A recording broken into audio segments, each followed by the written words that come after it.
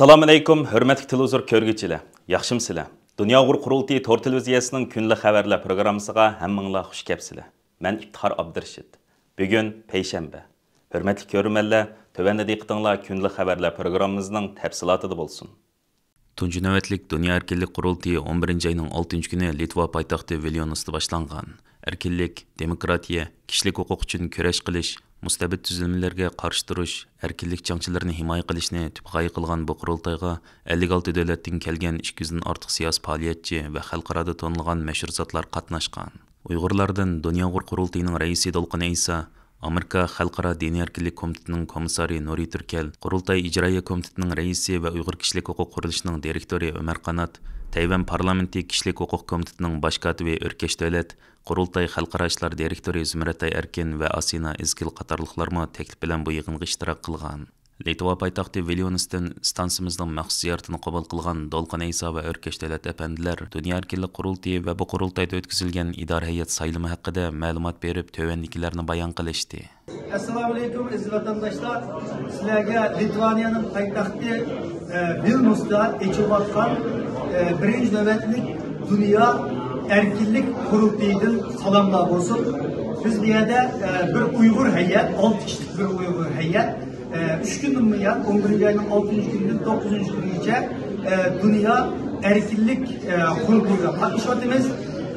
Bu o'tgan yil 11 ayda dünyanın her qaysi joylaridagi opposition rahbarlar, erkinlik jangchilari bir araya kelib, dünyadaki otokrat rejimler, yani hakimiyetler rejimler aslında yaşayotgan insanların demokratiyasini, kişilik hukukunu asosiy merkez kanalda müştakil kurultay kuruş müzakere kılıp bir yıllık bir tayyorlikdan keyin 3 günlük bu kurultay muvaffaqiyat ötküzüldü. Biz Uyg'urlar orqalidan bir hay'at bunu qatnashdi. Bu yerda dunyoning har qaysi joylaridan kelgan guruh davlat boshliqlari bo'lsin, opposition davlatlarning muhalefet rahbarlari bo'lsin va erkinlik jangchilari bo'lsin, kishilik huquq faoliyatchilari bo'lsin. Ularga Uyghur meselesini anlatış fırsatlarımız oldu. Ularning tecrübelerinden faydalanish fırsatlarımız oldu. Gayet muvaffaqiyatli bir yig'in oldu. Bu yig'in jarayonida toplam 56 devletten kelgan 200'ün artıq erkinlik cemiyeti 3 günlük müzakerelerden nurg'un yaxshi qarorlarni qabul qildi. Bu Dünya Erkinlik Qurultayining nizomnomasi qabul qilindi. 56 devletten kelgan vakillar 31 kişilik bir rahbarlik kengashini saylab chiqdi. Bu kengashning ichida 2 Uyg'ur biz vazifa oldik, rahbarlikka saylandik. Birisi O'rkash efendim, birisi men shu rahbarlik kengashiga saylangan bo'ldim. Demak, bu qadimgi bu qurultay Uyg'ur davosining xalqaroda, ya'ni Uyg'ur jamoati bo'lmagan, Uyg'urlar yo'q, Afrika bo'lsin, Latin Amerikasi bo'lsin, dunyoning har qaysi joylariga bugun deyinki ovozimizni anglatish do'konlashtirdi. Naydi yaxshi bir platforma bo'ldi deb o'ylayman. Xalqaro dunyoning har yerdan kelgan demokratiya aktivistlar bir qilib ovozini kelganda bu ovoz çok ekonomik qonundir. Ham biz Uyg'urlarning ovozimizni qo'shilib xalqaroda demokratiya, erkinlik harakatiga qatnashib, ularning birisi bo'lib, ham ularning bizga bergan yordamini uchun bildirib birliklik birlikka kelganda o'zimizni kristallaydigan yaxshi bir o'rin bo'ldi. Rahmat.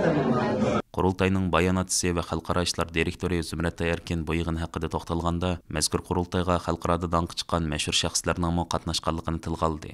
Bularning ichida Dunyo Erkinlik Qurultayining qurg'uvchilaridan biri bo'lgan Eronlik mashhur kishilik huquq faoliyatchisi Alinijat Masih, Rossiya o'qituvchisi va sobiq dunyo shaxmat chempioni Kasparov, Venezuela o'qituvchilar rahbari Leopoldo Lopez qatorliqlar bor ekan. Ma'lum bo'lgandek, Litva parlamenti 2021-yil 5-oyning 20-kuni Uyg'ur irqi qirg'inchiligini e'tirof qilgan edi. Litva hukumati shu yili yana Tayvanning Vilniusda Tayvan degan nom bilan vakolatxona qurishiga yo'l qo'yganligi uchun Xitoy bilan bo'lgan iqtisodiy va diplomatik munosabatlari og'ir krizisga patgan. Zümrəttay Erkinning qarışıca, xalqaradagi cho'ng bir tashkilot bo'lgan Dunyo erkinlik qurultiyining bu qatim Vilniusda chaqirilishi va mustabid hokimiyatlarga qarshi turishni asos maqsad qilgan bu tashkilotning rahbarlik qatlamidan Uyg'ur siyosatlarning o'rin olishi Xitoyni xillab yaram qilishi aniq ekan.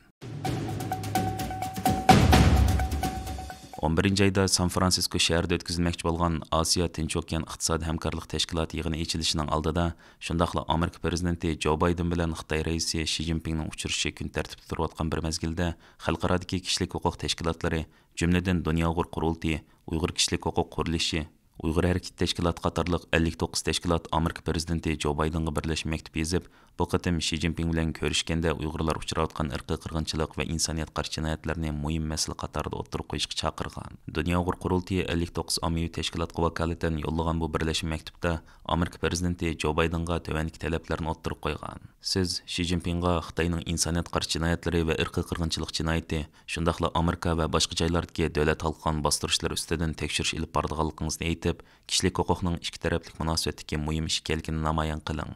Begunoh tutilgan Gulshan Abbos, Raila Davud qatorliq kishilarni qo'yib berishni talab qiling. Shi Jinpingga shuni aytingki, Xitoy hukumatı Sharq Turkistonda davomlashayotgan insoniyat qarshi jinoyatlarni to'xtatmoqchi, Amerika hukumatı bu masalaga aralashishni davomlashtirdi. Maktubning oxirida mundaq deyilgan: Shi Jinping va uning hukumatı necha 10 yilda kishilik huquq misli ko'rilmagan darajada ziyonkashlik qilib keldi. Prezident Bayden, sizning Shi Jinpingga kishilik huquq masalasidagi maydoningizni ochiq bildiradigan fursatingiz bor. Bu balkim bu krizisning to'xtalishi va butunlay oyoqlashishiga ta'sir ko'rsatishi mumkin.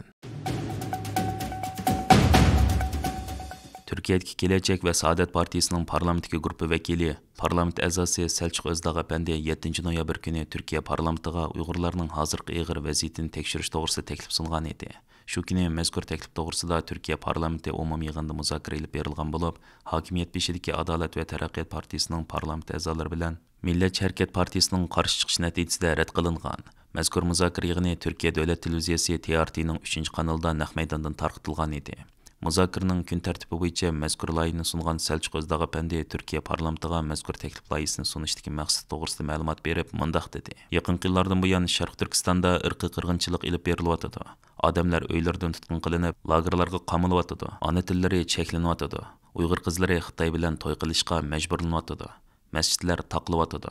Qisqasi, u yerda bir millat va bir madaniyat yo'q qilinyotidi. Parlament a'zosi Selçuk Özdağ Efendi Türkiye parlamentidagi barliq partiyalarni o'z manfaatini o'ylamasdan Gelecek va Saadet partiyasi sungan bu loyihani ma'qullashga chaqirib mundaq dedi: Men bu qaror loyihasini shuning uchun sundum. Hozir Amerika va Yevropa davlatlari Uyg'ur masalasiga ko'ngil bo'lyotidi. Boshqa davlatlar qilganni bizmi qila olamiz? Türkiye parlamentida 6 siyosiy partiyaning guruhi bor. Bulardan 2 nafardan parlament a'zosi, boshqa 14 partiyadan 1 nafardan parlament a'zosi bir hay'at qurayli. Hokimiyat beshidagi Adolat va Taraqqiyot partiyasining Xitoy kompartiyasi bilan munosabati yaxshi. Ular Xitoy hukumati bilan ko'rishsin. Biz bir hay'at qurib Sharq Turkistonga berib tekshirish ilib borayli. Rastilla Xitoy hukumati degandek Uyg'urlar baxtli yashayotganmi yoki Birlashgan Davlatlar Tashkiloti Kishilik huquq komiteti va kishilik huquq tashkilotlari ilgari surayotgandek irqiy qirg'inchilik ilib berilyapti? Buni Turkiya parlamentida qurilgan hay'at berib tekshirib ko'rsin. Men sungan bu qaror loyihasini har qaysi siyosiy partiyalardan bo'lgan parlament a'zolari qo'llanglar. Türkiye parlamentiga yarışadigan tusda Xitoyning Uyg'urlarga qilayotgan zulmiga qarshi o'rtaq bir qarorni ma'qullikni o'tkazishimizni iltimos qilaman. 7 noyabr kuni Türkiye parlamentida o'tkazilgan muzokara oxirida Uyg'urlarning hozirgi ig'ir vaziyati to'g'risida tekshirish ilib berish to'g'risidagi taklif loyihasiga parlament a'zolari qo'l ko'tarish orqali ovoz bildirdi. Oxirida yig'in riyosatchisi mazkur loyihaning rad qilinganligini jakarladi. Xitoyning Uyg'urlarga qarta yurgizayotgan zulmlarini Amerika hukumatı, Kanada va ba'zi Yevropa davlatlari parlamentlari birdek irqiy qirg'inchilik deb e'tirof qilgan turuqliq Uyg'urlar to'g'risidagi qaror loyihasi nima uchun Turkiya parlamentida 3-qatim rad qilindi? Bu haqda Erkin Osiyo radiosining ziyoratini qabul qilgan Dunyo Uyg'ur qurultiyining oliy maslahatchisi va Izmirdagi Ege Universiteti Türk Dünyası Tədqiqat Mərkəzining professori Alimjan Inayət Əpəndi Türkiye hukumatining 2015 yildan tartib Xitoy bilan bo'lgan munosabatni kuchaytirish siyosati yurgizayotganligini, Şoň Uyghur meselesinde sükut turayotganligini ilgari surdi. 2018 yılı İYİ Partiyasining parlament a'zosi Lütfü Türkan Efendi bilan Xalq Demokratiyasi partiyasining raisi Ömer Faruk Gergerli o'g'li Efendi mo Uyg'urlarning hozirgi ig'ir vaziyatini tekshirish to'g'risida taklif loyihasi sungan bo'lsa-mu rad qilingan edi. Xitoyning Uyg'urlarga qarta yurgizayotgan zulmlari Amerika hukumati, Kanada va ba'zi Yevropa davlatlari parlamenti tarafidan birdek irqiy qirg'inchilik deb bekitilishi, shuningdek Yevropa parlamenti bilan Yaponiya parlamentida xalqaro Uyg'ur munbiri parlament a'zolari uchrashishining ochilishi xalqaroda kuchli ta'sir paydo qilmoqda.